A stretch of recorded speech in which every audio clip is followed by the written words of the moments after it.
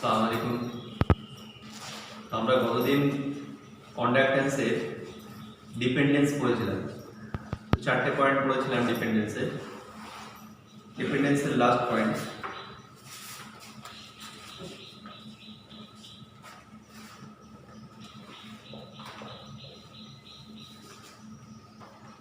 আয়নের আধান।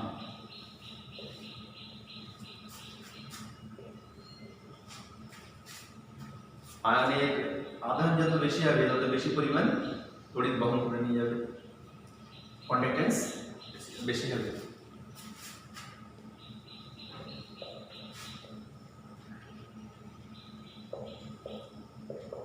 লঘুতার সঙ্গে সম্পর্ক।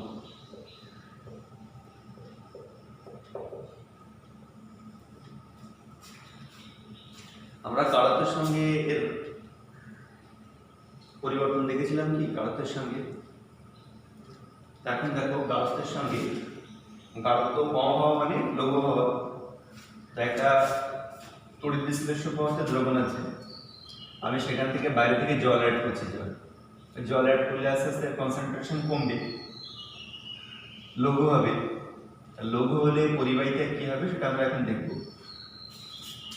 আমরা একটু আগের দিন পরিবাহিতা সমান কি পেয়েছিলাম, কাপা ইন্টু এ বাই এল। তাহলে kappa by L by L. L by মানে কোষ ধ্রুবক। এখন দেখো তুমি যদি লঘু করো,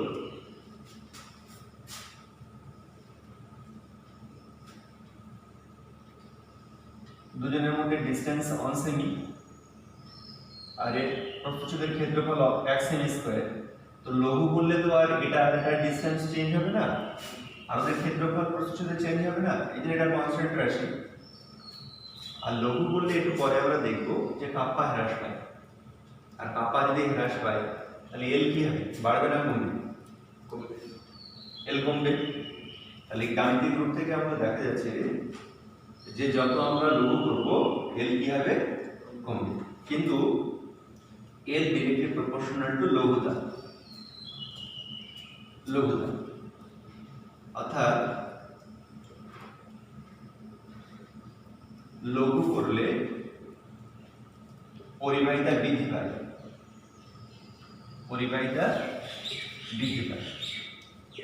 কারণ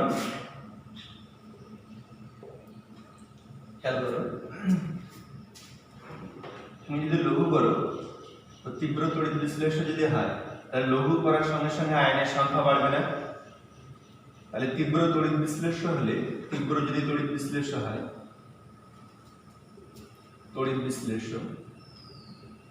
তীব্র আছে, তাহলে তুমি যখন গাঢ় দ্রবণ নিয়েছিলে তখন যে আয়নের সংখ্যা ছিল, লঘু করলে আয়নের সংখ্যা একই থাকবে, কিন্তু আয়নগুলো দূরে দূরে চলে যাবে। আর দূরে দূরে চলে যাওয়া মানে ওদের বেগ বেড়ে যাবে। তাহলে তীব্র তড়িৎ বিশ্লেষণের ক্ষেত্রে আয়নের বেগ বাড়ে, আর আয়নের বেগ যদি বাড়ে তাহলে আমাদের পরিবাহিতা কি হবে, এবং মৃদুর ক্ষেত্রে দেখো, মৃদু তড়িৎ বিশ্লেষণের ক্ষেত্রে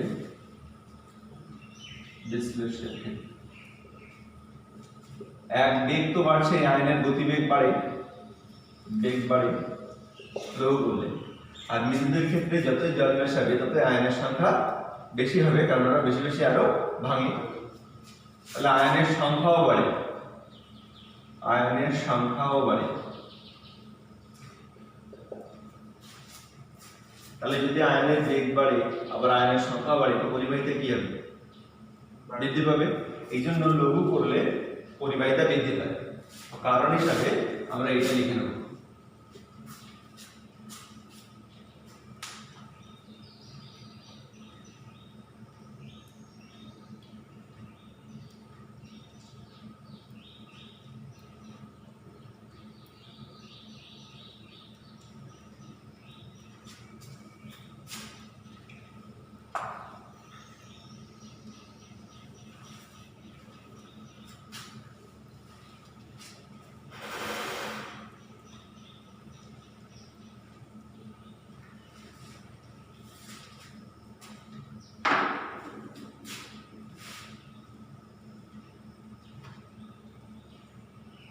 আমরা সমীকরণটা পেয়েছিলাম L equal to kappa into A by L। এখানে এই রাশিটাকে আমরা কি বলছিলাম? আপেক্ষিক পরিবাহিতা বা পরিবাহিতাঙ্ক।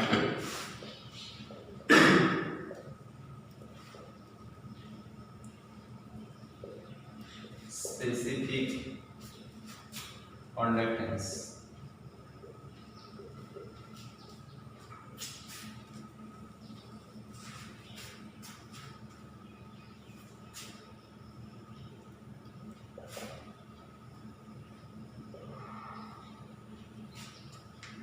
খেয়াল করো,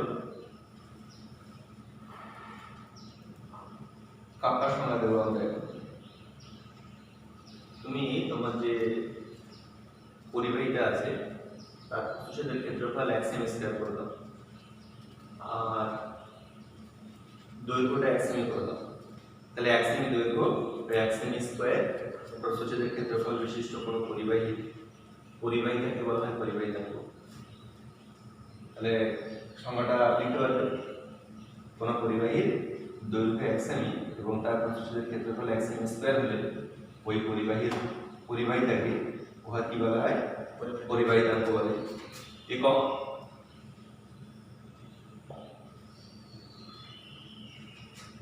এর একক সিমেন্স। তাহলে এল উপরে গেল, সেমি উপরে গেল আর এ নিচে এলো সেমি স্কয়ার, তাহলে সিমেন্স বলো। এল উপরে কাপ্পার একক সমান সমান এল এর একক ইনটু এল বাই এ। এর একক কি? সিমেন্স বা ওহম ইনভার্স। আর সেমি আর সেমি স্কয়ার সেমি ইনভার্স।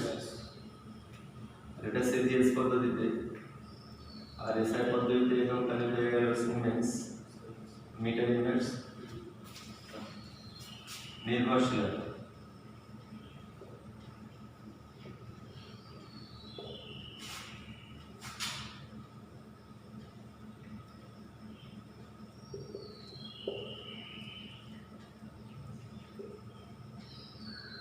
আয়নের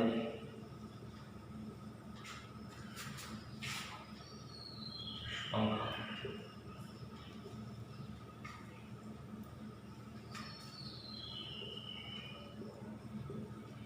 আয়নের আকার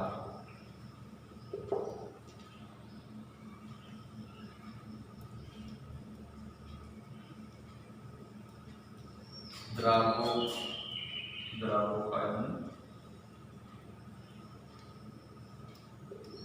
এর প্রকৃতি।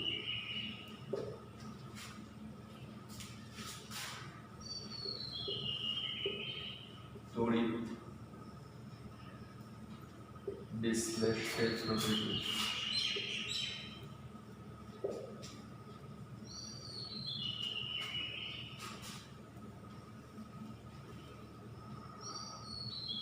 দ্রাবকের প্রকৃতি।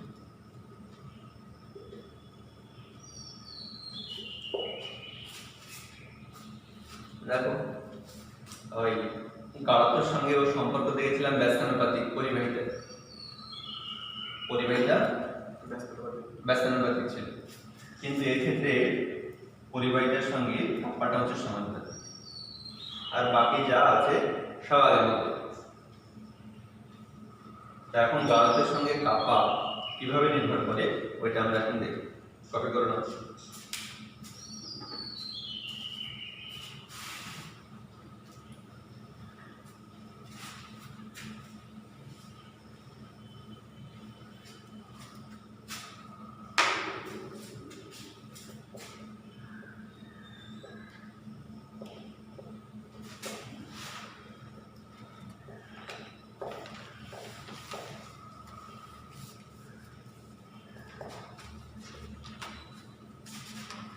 খেয়াল করো, লিখতে লাগো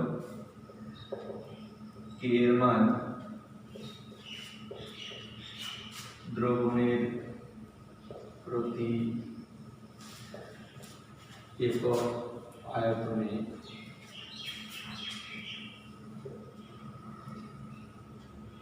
উপস্থিত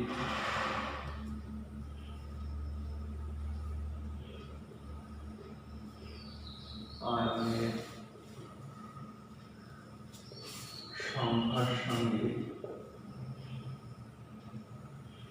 সমানুপাতিক। এই লাইনটার মানে বুঝে নাও একটু। ধরো তোমার একটা পাত্রের মধ্যে 1 লিটার তড়িৎ বিশ্লেষ্য পদার্থের দ্রবণ আছে, আর সেখানে তড়িৎ বিশ্লেষ্য পদার্থ তুমি ব্যবহার করেছো 1 মোল। তাহলে এখানে তীব্র হোক আর মৃদু হোক, যা আয়ন আছে প্লাস আর মাইনাস যা আয়নগুলো ঘুরোঘুরি করছে, ধরো তীব্রই ধরে নিলে, আর 50টা তুমি NaCl দিলে, তাহলে 50টা Na প্লাস থাকবে আর 50টা Cl মাইনাস থাকবে। এবার তুমি এখানে জল মেশালে তাহলে পাত্রের আয়তন অনেক বেড়ে যাবে না? তাহলে আগে একটা ক্ষুদ্র আয়তনে, যে কোনো একটা ক্ষুদ্র দ্রবণের আয়তনে তুমি যে কটা আয়ন পেতে, এখন বেশি আয়ন পাবে না কম আয়ন পাবে?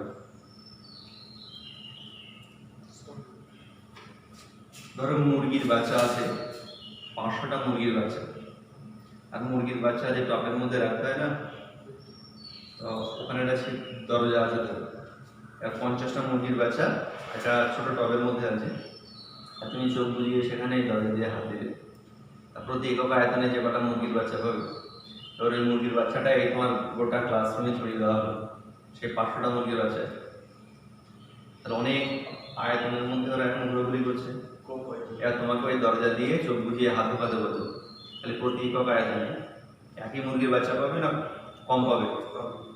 তাহলে লঘু করলে দ্রবণের প্রতি একক আয়তনে আয়নের সংখ্যা কি হয়, আর এই একক আয়তনে কতটা আয়ন আছে তার সংখ্যার সঙ্গে কাপ্পা সমানুপাতিক। একক আয়তনে আয়নের সংখ্যা যত বাড়বে কাপ্পা তত বেশি হবে। আর লঘু করলে প্রতি একক আয়তনে আয়নের সংখ্যা কি হয়? লঘু যদি করো তাহলে প্রতি একক আয়তনে আয়নের সংখ্যা কি হবে? এই জন্য কাপ্পা লঘু করলে কি হয়? কমে যাবে। ক্লিয়ার? লিখে নাও। কে এর মান দ্রবণের প্রতি একক আয়তনে উপস্থিত আয়নের সংখ্যার সঙ্গে সমানুপাতিক। লঘু করলে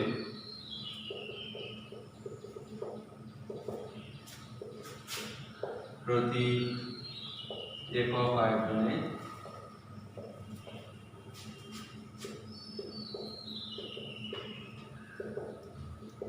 আয়নের সংখ্যা হ্রাস পায়।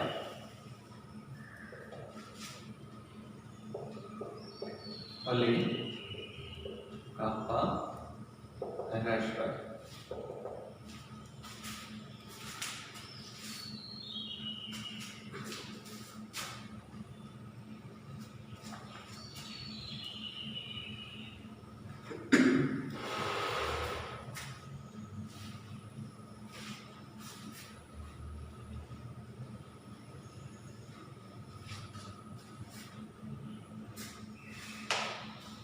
দেখো, পরিবাহিতার সঙ্গে কোষধ্রুবক যদি গুণ করো তাহলে কি পাচ্ছ? কাপ্পা। তাহলে এখান থেকে দেখে মনে হচ্ছে যে কোষধ্রুবকের সঙ্গে কাপ্পা সমানুপাতিক। কোষধ্রুবক বাড়লে কাপ্পা বাড়বে, কোষধ্রুবক কমলে কাপ্পা না। কোষধ্রুবকের সঙ্গে এল এর সম্পর্ক দেখেছিলাম। কোষধ্রুবকের সঙ্গে পরিবাহিতা, কোষধ্রুবক বাড়লে পরিবাহিতা হ্রাস পায়, আর কোষধ্রুবক কমলে পরিবাহিতা বৃদ্ধি পায়। কিন্তু কোষধ্রুবকের সঙ্গে কাপ্পার কোনো সম্পর্ক নেই। বিষয়টা ক্লিয়ার করবে। তাহলে আমরা রিডিং করি, কাপ্পা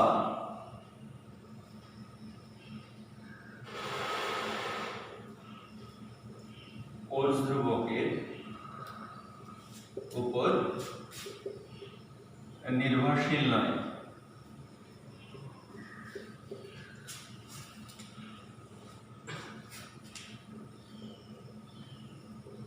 আমরা জানি কাপ্পা সমান সমান L into L/A, পরিবাহিতা ইন্টু কোষধ্রুবক।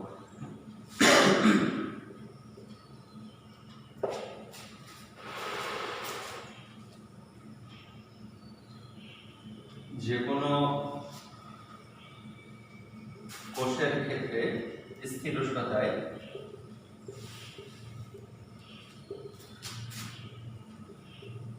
উহার পরিবাহিতা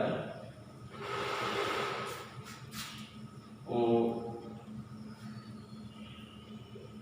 কোষ ধ্রুবকের গুণফল সর্বদা স্থির থাকে, সর্বদা স্থির থাকে। ব্যাপারটা ক্লিয়ার করানো রাখবে। এটা কোষ আছে আমাদের হাতে, ওই কোষটার কোষ ধ্রুবক আর পরিবাহিতাটা সবসময় ধ্রুবক থাকে। ওদের গুণফলটা কি হবে? ওদের ইন্ডিভিজুয়াল মান ধ্রুবক থাকবে না, কিন্তু ওদের গুণফলটা কি হবে? সর্বদা ধ্রুবক। তাহলে যদি এল বেড়ে যায় তাহলে কোষ ধ্রুবক কি হয়ে যাবে? কোষ ধ্রুবক হ্রাস পাবে। ওদের গুণফলটা ধ্রুবক, মানে ধরো এটা আর এটার গুণফল 50, তাহলে এটা যদি বেড়ে যায়, এটা মান আছে তাহলে এর মানটা কমে যাবে, গুণফলটা সবসময় 50 রাখবে। তাহলে উষ্ণতা যদি স্থির থাকে তাহলে কোনো কোষের কোষ ধ্রুবক আর পরিবাহিতার গুণফলটা সবসময় ধ্রুবক হয়, অর্থাৎ এটা বৃদ্ধি পেলে এটা হ্রাস পাবে, এটা হ্রাস পেলে এটা, তাহলে কাপ্পা সবসময় উষ্ণতা স্থির থাকলে কি থাকবে? ধ্রুবক থাকবে, অর্থাৎ কোষ ধ্রুবকের উপরে কাপ্পার মান নির্ভরশীল নয়। তাই এল বাই এ পরিবর্তন হলে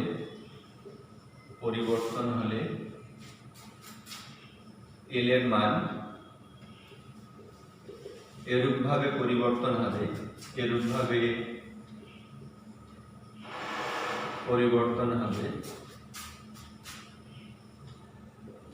যাতে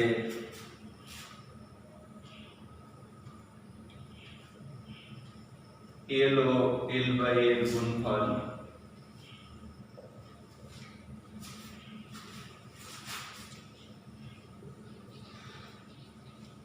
ধ্রুবক থাকে। তাই কে এল বাই এ নিরপেক্ষ,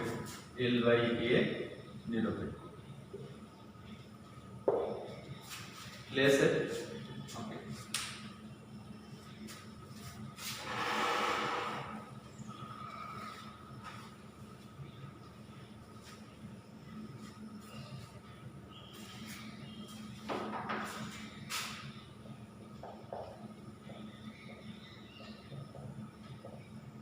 পরিবাহিতার প্রকারভেদ।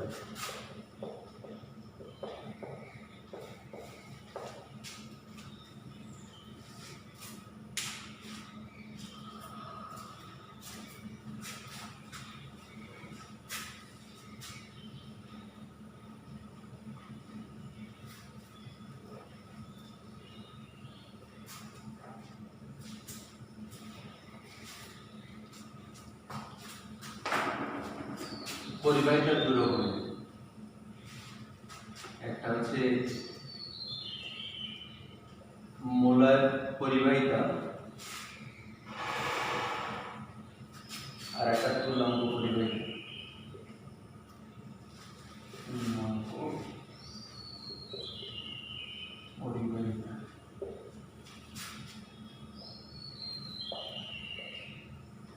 মোলার কন্ডাক্টেন্স আর ইকুইভ্যালেন্ট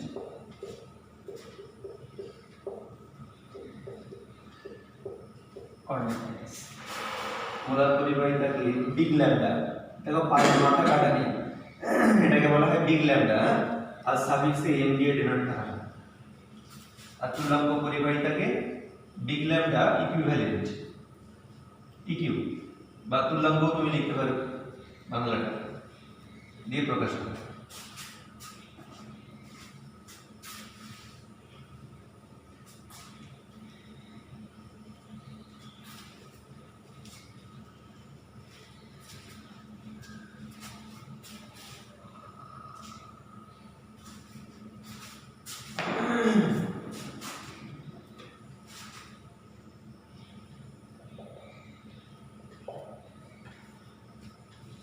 তুমি তড়িৎ বিশ্লেষ্য পদার্থ একটা পাত্রের মধ্যে গুললে, তড়িৎ বিশ্লেষ্য পদার্থের পরিমাণটা নিলে 1 গ্রাম, 1 গ্রাম মানে 1 মন, তাহলে তুমি 1 গ্রাম অনু 1 গ্রাম পরিমাণ না, কিন্তু কতটা নিয়েছো? 1 গ্রাম অনুপরিমাণ। 1 গ্রাম অনুপরিমাণ মানে কতটা? 1 মণ। তাহলে তুমি এই 1 মণ পরিমাণকে যে কোনো আয়তনে গুললে, 1 লিটার হতে পারে, 2 লিটার হতে পারে, যে কোনো আয়তনে গুললে, গুলে সেই দ্রবণটাকে তুমি 1 সেমি দূরে অবস্থিত, কত সেমি? 1 সেমি দূরে অবস্থিত দুটো তড়িৎদ্বারের মাঝখানে স্থাপন করলে, ঢেলে দিলে। তাহলে এই কোষটার, এই যে কোষটা তৈরি হলো, এরকম একটা পরিবাহিতা হবে না? এই কোষটার পরিবাহিতাটাকে আমরা বলি, এর পরিবাহিতাটাকে আমরা বলি মোলার পরিবাহিতা। তাহলে সংজ্ঞা এরকম দাঁড়ালো, 1 গ্রাম অনুপরিমাণ কোনো তড়িৎ বিশ্লেষকে যে কোনো আয়তনে দ্রবীভূত করে উক্ত দ্রবণকে 1 সেমি দূরে অবস্থিত দুটি তড়িৎদ্বারের মাঝে স্থাপন করলে যে পরিবাহিতা হয় তাকে বলা হয় মোলার পরিবাহিতা। ক্লিয়ার? নেক্সট একক।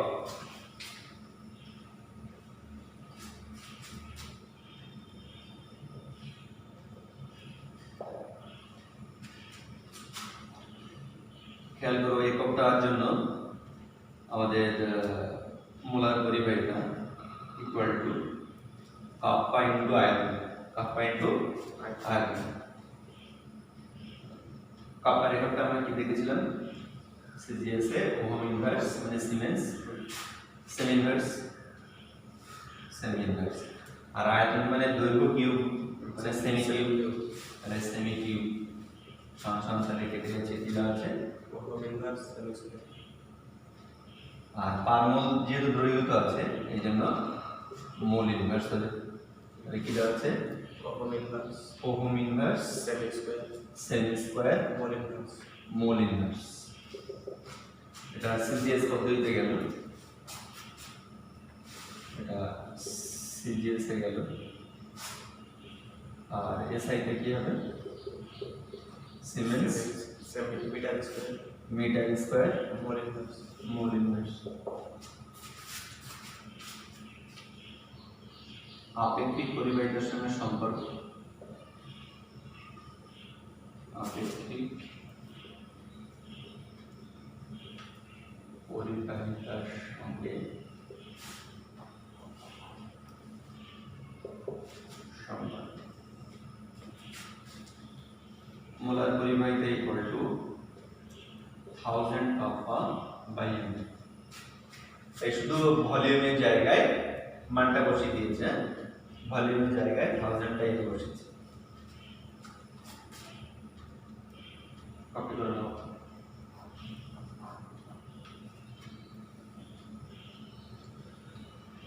লঘুতার সঙ্গে মোলার পরিবাহিতার পরিবর্তন।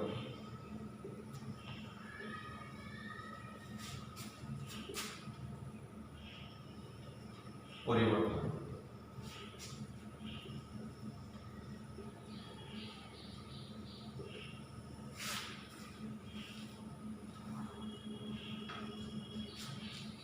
পরিবাহিতা লঘুতার সঙ্গে বাড়ছিল না কমছিল? আপেক্ষিক পরিবাহিতাটা কমছিল আর পরিবাহিতাটা বাড়ছিল। এটা তো পরিবাহিতারই ভাগ। তাহলে লঘু করলে পরিবাহিতা বাড়বে না কমবে? মোলার পরিবাহিতা বাড়বে। চলো কিভাবে বাড়ে সেটা বিদ্যুতের ক্ষেত্রে আর তীব্রতার ক্ষেত্রে দেখে নিই। হ্যাঁ, নিচে জায়গা নিয়ে এখান থেকে লিখছি।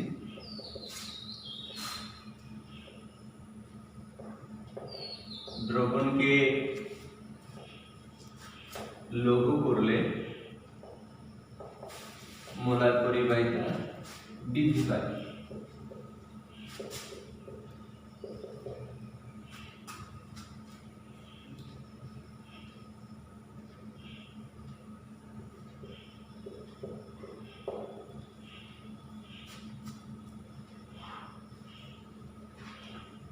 কারণ দেখো, মোলার পরিবাহিতা সমান 1000 কাপ্পা বাই এম। এখন লঘু করলে, লঘু যদি করো তো এম কমবে না বাড়বে? এম মানে করো মোলারিটি কমবে, তাহলে এটা নিচেটা কমলে এটা কি হয়? বাড়বে। আবার লঘু করলে কাপ্পা কি হয়? লঘু করলে কাপ্পা হ্রাস পাবে। আপেক্ষিক পরিবাহিতাটা হ্রাস পায় লঘু করলে, একক আয়তনের মুরগির উপর ডিপেন্ড করে। তাহলে এটা যদি হ্রাস হয় তাহলে এর মানটা কি হবে? হ্রাস করবে। তাহলে লঘু করলে এই মানটাও কমছে, এই মানটাও কমছে। এই মানটা বলছে এটা বেড়ে যাক, আর এই মানটা বলছে এই মানটাতে কমে যাবে।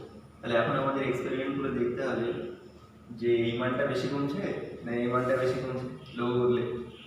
লঘু করলে যদি এই মানটা বেশি কমে তাহলে এর মানটা কি হবে? বেড়ে যাবে। আর যদি পরীক্ষা করে আমরা দেখি যে এর তুলনায় এর মানটা বেশি কমছে তাহলে এর মানটা লঘু করলে হ্রাস পাবে। আমরা লঘু করলে এম ও কে উভয়ই হ্রাস পায়,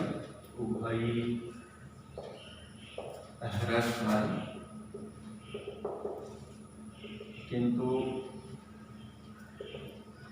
এম এর হ্রাস কে অপেক্ষা অনেক বেশি হয়, ফলে মোলার পরিমাণটা বৃদ্ধি পায়। ক্লিয়ার না?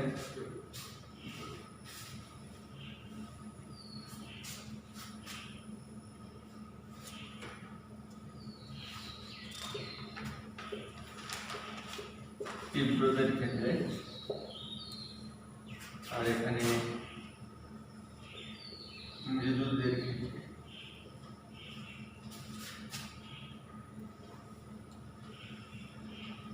এদিকে আমরা মোলার পরিবাহিতা প্রয়োগ করলাম আর এদিকে আমরা গাঢ়ত্বর বর্গমূল প্রয়োগ করলাম, মানে গাঢ়ত্ব প্রয়োগ করলাম।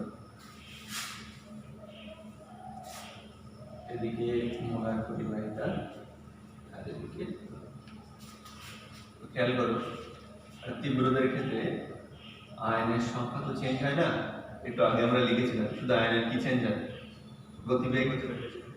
এই জন্য মৃদুদের ক্ষেত্রে পরিবাহিতার মানটা যত তুমি লঘু করবে, এদিকে গেলে তো লঘু হবে আর ওদিকে গেলে গাঢ় হবে। যত লঘু করবে তত বাড়বে, আর যত গাঢ় করবে, যত দ্রবণ গাঢ় করবে লঘু করলে এই মোলার পরিবাহিতা তো বাড়ে, আর গাঢ় হলে দ্রবণ মোলার পরিবাহিতা হ্রাস পায়। যত এদিকে যাচ্ছি গাঢ়ত্ব তো বাড়ছে, গাঢ়ত্ব বাড়লে মোলার পরিবাহিতা কি হবে? হ্রাস পাবে। আর যত এদিকে আসবো মোলার পরিবাহিতা বৃদ্ধি পাবে। তো আমরা তীব্রতার ক্ষেত্রে শুধু একটাই ফ্যাক্টর আছে যে শুধু আয়নের সংখ্যা বাড়ে, এই আয়নের গতিবেগ বাড়ে। এই জন্য ওদের ক্ষেত্রে এদিকে এলে বাড়বে, বাড়াটা অতটা হয় না। ওদের ক্ষেত্রে দেখো আমরা এরকমটা, অর্থাৎ গাঢ় হলে দ্রবণ যত গাঢ় হবে তত পরিবাহিতা হ্রাস পাবে, কিন্তু অতটা হ্রাস পাবে না। তাহলে এটা কার জন্য? তীব্রতার জন্য। উদাহরণ কি? এটা কেসিএল নিলাম। তাহলে এখানে এরকম গ্রাফ আমরা কেন পাচ্ছি? লঘু করলে শুধু আয়নের গতিবেগ বাড়ছে, কারণ আয়নের গতিবেগ বাড়ে। এবার মৃদুদের ক্ষেত্রে দেখো, যেমন acetic acid CH3COOH, CH3COO minus plus H plus. তো যখন গাঢ় দ্রবণ তখন এর সব ভাঙবে না, যত আমি লঘু করবো বাম দিকে আসবো তত এর ভাঙাটা বৃদ্ধি পাবে। ভাঙা বাড়লে আয়নের সংখ্যাও বাড়বে, আবার লঘু করলে আয়নের দৈর্ঘ্য বাড়বে। তাহলে এর ক্ষেত্রে তুমি যত লঘু করবে মানে বাম দিকে আসবে ততই আর ডান দিকে গেলে কমবে। এর ক্ষেত্রে বৃদ্ধিটা দেখো অনেকটা হাই। তাহলে এটা হচ্ছে অ্যাসিটিক অ্যাসিড বা যে কোনো মৃদুদের ক্ষেত্রে দেখো। ক্লিয়ার হয়েছে না হয়নি?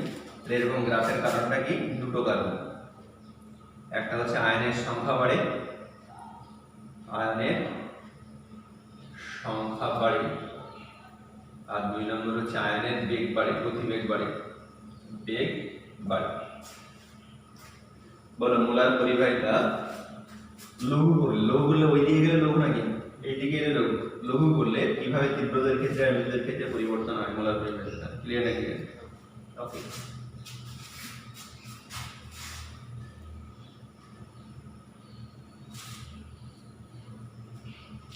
মেটাবো।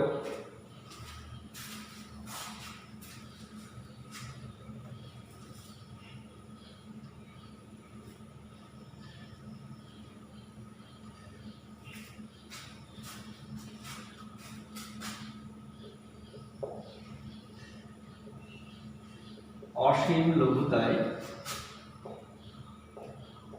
মোলার পরিবাহিতা, মোলার পরিবাহিতা। দেখো অসীম লঘুতা মোলার পরিবাহিতা লিখলাম না, এমনি ডিনোট করা হয়, মাথায় নট দেওয়া হয়। মাথায় কি দেওয়া হয়? না। তীব্র তড়িৎ বিশ্লেষ্য, ধরো কেসিএল নিয়েছিলাম, তো কেসিএল ভেঙে কে প্লাস আর সিএল মাইনাস হয়েছে। তো দ্রবণ গাঢ় হোক আর লঘু হোক সবসময় ভেঙে থাকবে। এবার যখন দ্রবণ গাঢ় তখন এই প্লাস আর মাইনাসের মধ্যে দূরত্বটা, প্লাস আর মাইনাসের মধ্যে দূরত্বটা কম, ফলে ওদের মধ্যে আকর্ষণ বেশি হওয়ার কারণে ওদের গতিবেগটা কমে যাবে। এবার তুমি জল দিয়ে লঘু করলে আয়নের সংখ্যা একই থাকলো, কিন্তু আয়তন বেড়ে যাওয়ার কারণে ওদের মধ্যে দূরত্ব বেড়ে গেল, আকর্ষণ কমে গেল, গতিবেগ বেড়ে গেল, পরিবাহিতা বৃদ্ধি পাবে। তাহলে তীব্রদের ক্ষেত্রে লঘু করছ পরিবাহিতা, মোলার পরিবাহিতা বাড়বে না কমবে? একই রকম ভাবে মৃদুদের ক্ষেত্রে লঘু করলে তাহলে পরিবাহিতা বাড়লো না কমলো?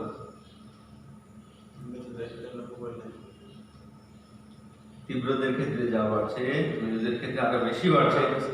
কেন? আয়নের সংখ্যাও বাড়ছে, আবার আয়নের গতিবেগও বাড়ছে।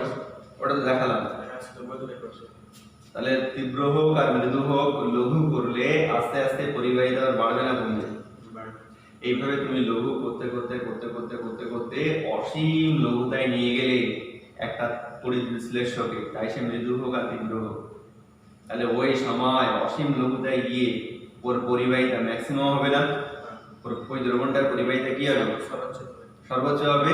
ওই পরিবাহিতাটাকে বলা হয় অসীম লঘুতায় মোলার পরিবাহিতা। ক্লিয়ার না? ক্লিয়ার না? লিখে নাও। তাহলে এখানে আমরা মৃদু হোক আর তীব্র হোক আমরা উল্লেখ করছি না, শুধু তড়িৎ বিশ্লেষণ উল্লেখ করছি। যে কোনো তড়িৎ বিশ্লেষ্য পদার্থকে, তড়িৎ বিশ্লেষ্যকে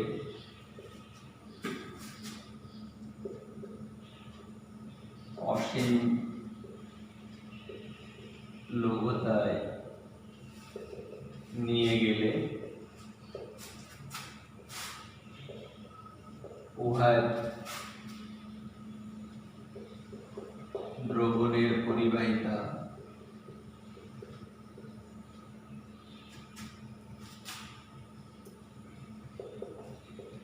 সর্বোচ্চ হয়। একে অসীম লঘুতায় মোলার পরিবাহিতা বলে।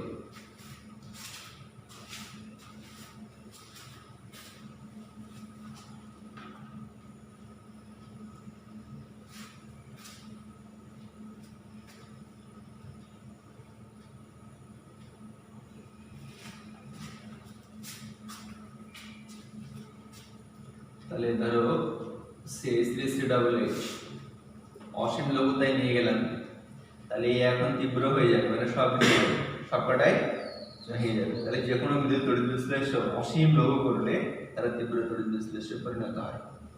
তাহলে এ সম্পূর্ণ ভেঙে গেলে CH3COO- আর H+ উৎপন্ন হবে। এই আয়নটার উপরে এই আয়নের আর কোনো প্রভাব নেই, কোনো আকর্ষণ নেই, কারণ অসীম লঘু করা মানে বিশাল আয়তন, তোমার কল্পনার থেকে বেশি পরিমাণে জল দিয়েছো। তাহলে এই আয়নটার সঙ্গে এই আয়নটার কোনো আকর্ষণ নেই, তাহলে ইন্ডিভিজুয়াল কারেন্ট নিয়ে বয়ে যাবে, এই ইন্ডিভিজুয়াল কারেন্ট নিয়ে চলে যাবে। ক্লিয়ার না? ক্লিয়ার? তাই এর এই যে আয়নটা ইন্ডিভিজুয়াল কারেন্ট নিয়ে যাবে সেটাকে ট্রান্সপোর্ট নাম্বার বলে। এটাকে এই যে কারেন্ট নিয়ে যাবে মোট কারেন্টে তাকে অ্যানায়নিক ট্রান্সপোর্ট নাম্বার, আর এই যে কারেন্টটা নিয়ে যাবে তাকে ক্যাটায়নিক ট্রান্সপোর্ট নাম্বার বলে। তো যাই হোক ওটা আমরা পরে আলোচনা করব। তাই এই আয়নটা এর যে পরিবাহিতা, এই যদি 1 গ্রাম অনুপরিমাণ থাকে, 1 গ্রাম আয়ন পরিমাণ থাকে, 1 গ্রাম আয়ন মানে অ্যাভোগাড্রো সংখ্যা, অ্যাভোগাড্রোর সংখ্যক এই আয়নটা যে কারেন্ট নিয়ে যাবে তাকে আমরা ল্যামডা নট বলি। অসীম লঘুতায় কোনো 1 গ্রাম আয়ন পরিমাণ মানে 1 মোল পরিমাণ অ্যাভোগাড্রোর সংখ্যক আয়ন যে কারেন্ট নিয়ে যায় তাকে মোলার আয়নীয় পরিবাহিতা বলে। কি বলে? সেটাকে অসীম লঘুতা বলে নট ব্যবহার করেছি, আর 1 মোল মানে 1 গ্রাম আয়ন নিয়েছে বলে এম ব্যবহার করেছি। তাহলে একই রকম ভাবে এই আয়নটাও যে পরিবাহিতা শুরু করবে, আমি সাফিক্সে এর আয়নটার চিহ্ন লিখে বোঝাই আমরা মাইনাস, আর এই যেটা বহন করবে সেটা হচ্ছে এটা। এইটাকে বলা হয় মোলার আয়নীয় পরিবাহিতা। কি বলে এটাকে? তাহলে এটা হচ্ছে মোলার পরিবাহিতা দ্রবণটা, আর সেই দ্রবণের যে আয়নগুলো আছে তাকে বলা হয় মোলার আয়নীয় পরিবাহিতা। সেটা দুই রকমের, ক্যাটায়নিক আর অ্যানায়নিক। এর সংজ্ঞাটা আমরা একটু দিয়ে নিই। 1 গ্রাম আয়ন পরিমাণ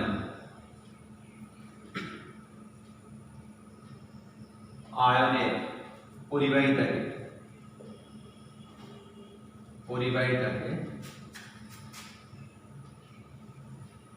মোলার আয়নীয় পরিবাহিতা বলে।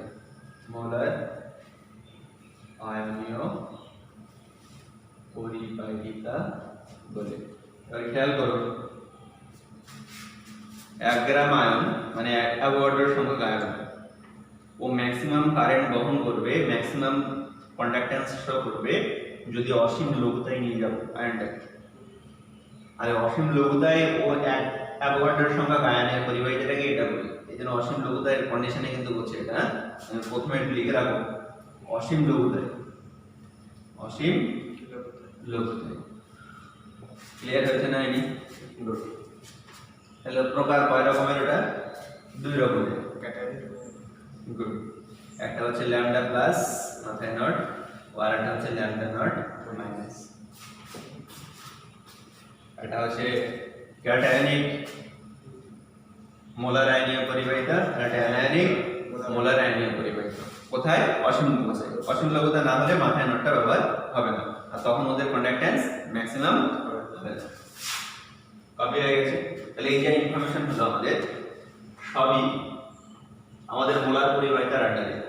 তাহলে আমরা দুটো চার্ট করে রেখেছিলাম যে পরিবাহিতা 2 রকমের, তুল্যাঙ্ক পরিবাহিতা করব। এর যা যা বলেছি এর তাই তাই। এর সঙ্গে ওর বেসিক পার্থক্য হচ্ছে তুমি এখানে বানানোর সময় তড়িৎ বিশ্লেষ্য পদার্থ নিয়েছিলে 1 মোল, 1 মোল মানে 1 গ্রাম, আর এখানে তুল্যাঙ্ক পরিবাহিতার সময় তড়িৎ বিশ্লেষ্য পরিমাণটা নেবে 1 মোলের জায়গায় 1 গ্রাম তুল্যাঙ্ক। 1 গ্রাম তুল্যাঙ্ক। তাহলে বাকি এর যা সংজ্ঞা দিয়েছিলে পুরো সেম কেমিস্ট্রি পড়ো। তাহলে প্রথমে আমরা আবার ডেফিনিশন পড়েছিলাম, সংজ্ঞা। তাহলে এর সংজ্ঞা পড়ছি দেখো, একদম পুরো অনুযায়ী। 1 গ্রাম তুল্যাঙ্ক পরিমাণ কোনো তড়িৎ বিশ্লেষ্যকে যে কোনো আয়তনে দ্রবীভূত করে উক্ত দ্রবণকে 1 সেমি দূরে অবস্থিত দুটি তড়িৎদ্বারের মাঝখানে স্থাপন করলে ওই কোষটা যে পরিবাহিতা হয় তাকে তুল্যাঙ্ক পরিবাহিতা হয়। ক্লিয়ার? একই রকম ভাবে একক পড়েছিলাম k * v করে, শুধু ওর পার মোল করেছিলাম আর ওর পার গ্রাম তুল্যাঙ্ক করব, গ্রাম ইকুইভ্যালেন্ট করব। তাহলে এর এককটা দাঁড়াবে গুড ওহম ইনভার্স সেমি স্কয়ার গ্রাম ইকুইভ্যালেন্ট ইনভার্স মানে গ্রাম তুল্যাঙ্ক inverse, gram equivalent inverse.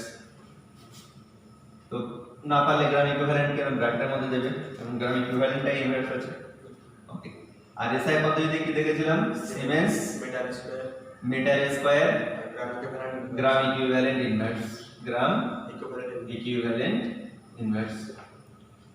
Clear? Next এই এককের পরে আমরা কি পড়েছিলাম? আপেক্ষিক পরিবাহিতার সঙ্গে সম্পর্ক। পুরো সেম, আপেক্ষিক পরিবাহিতার সঙ্গে সম্পর্ক। ওর পেয়েছিলাম 1000 কাপা বাই m, এর হচ্ছে n নরমালিটি। n মানে কি নরমালিটি। এরপরে আমরা কি করেছিলাম, লঘুতার সঙ্গে পরিবর্তন, সেম লঘুতার সঙ্গে পরিবর্তন, লঘুতার সঙ্গে পরিবর্তন। তো আমরা পেয়েছিলাম ওখানে তুল্যাঙ্ক মোলার পরিবাহিতা ডিরেক্টলি প্রপোর্শনাল টু 1/গাঢ়ত্ব, 1/গাঢ়ত্ব, মানে গাঢ়ত্ব যত কমবে লঘু হবে ততই বাড়বে। তাহলে ও যা কারণ হিসাবে পড়েছিলাম, যা যা কারণ হিসাবে পড়েছি পুরো সেম। লেখচিত্র যখন আমরা করেছি এইদিকে মোলার পরিবাহিতা প্রুফ করেছি, এইদিকে আবার তুল্যাঙ্ক পরিবাহিতা প্রুফ করতে হবে, বাকি সব সেম। তাহলে তীব্রতার ক্ষেত্রে যেমন, মৃদুদের ক্ষেত্রে তেমন, পুরো সবকিছু সেম। তাহলে লিখলাম না? ওকে।